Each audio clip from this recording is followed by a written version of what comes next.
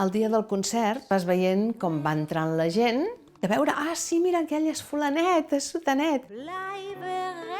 Quan feia els concerts amb els nens saludaven els pares aquí, tots els avis saludant els nets. Per ells això és un somni, és un regal. Els concerts de Cantagran són el final del procés, però hi ha tota una part que no es veu.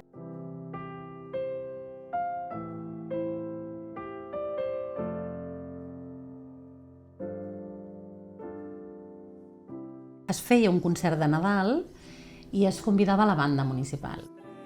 I com a teloners, normalment sempre hi havia alguna coral.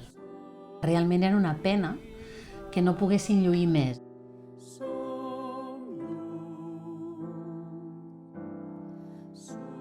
Amb la gent gran passa una miqueta com amb els nens, que tot s'hi val, i no.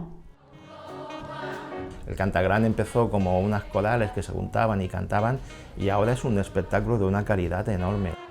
Jo els veig i penso, ostres, n'hi ha que no els costa caminar, hi ha que els costa cantar, hi ha que no s'hi veuen, però tenen aquest esperit de superació.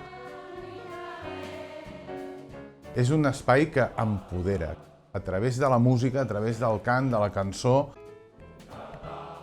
Es muy importante para las personas mayores, el Cantagran, mucho.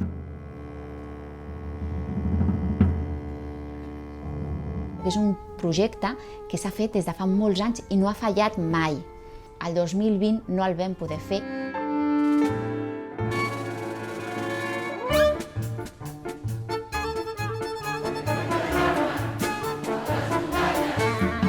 Hi havia un confinament molt estricte, però no vam voler renunciar i vam pensar que era important cantar i seguir fent el concert, encara que l'haguéssim de traslladar a nivell de calendari. Ha sigut molt agosarat fer un concert així. Jo no pensava que el podríem fer, la veritat no pensava. Clar, ens van dir que faríem els assajos online. Vaig pensar, i això com ho farem? Perquè aquesta nena no ens ho sentirà. No sabem què estan cantant ells a casa, si s'ho estan aprenent o no s'ho estan aprenent. Serà una sorpresa, però en tot cas serà una sorpresa agradable, segur.